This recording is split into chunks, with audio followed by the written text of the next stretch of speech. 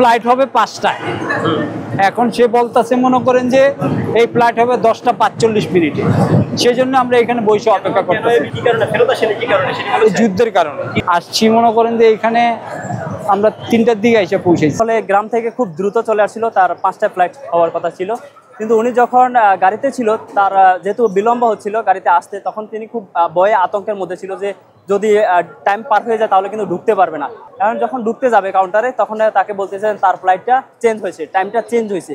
এই যে তার একটা দুশ্চিন্তার মধ্যে ছিল, আসলে এটাকে একরকম ভোগান্তির মতো সৃষ্টি হয়। যদি কর্তৃপক্ষ আগে থেকে তাদেরকে মেসেজ দিয়ে জানাই দিত যে আপনাদের ফ্লাইটটা চেঞ্জ হয়েছে, তাহলে মানুষগুলো, যাত্রীগুলো একটু স্থিরভাবে আসতে পারতো। প্রায় কত 4-5 ঘন্টার মতো চেঞ্জ হয়ে গেছে। 5টা বাজে ছিল, এখন 11টা, 11:30 দিকে হয়ে গেছে। অনেকে সৌদি এবং কাতারের দেখলাম যেন অনেকগুলাই এরকম বিলম্ব হয়েছে।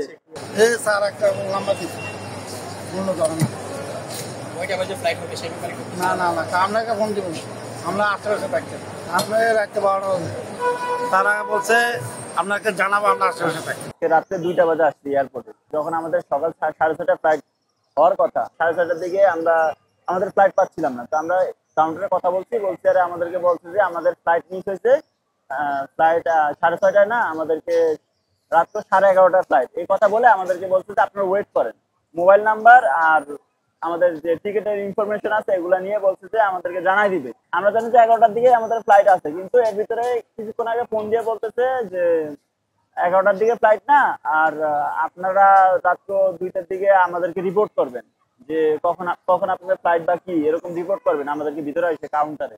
আপনার স্বপ্নগুলো আকাশ ছুবে প্রবাসীর হেলিকপ্টারের মাধ্যমে। বিয়ে, জন্মদিন অথবা যে কোনো বিশেষ প্রয়োজনে হেলিকপ্টার ভাড়া করতে যোগাযোগ করুন স্ক্রিনে দেয়া নাম্বারে। প্রবাসীর হেলিকপ্টার, নিরাপদ ও সাশ্রয়ী বাহনের বিশ্বস্ত নাম।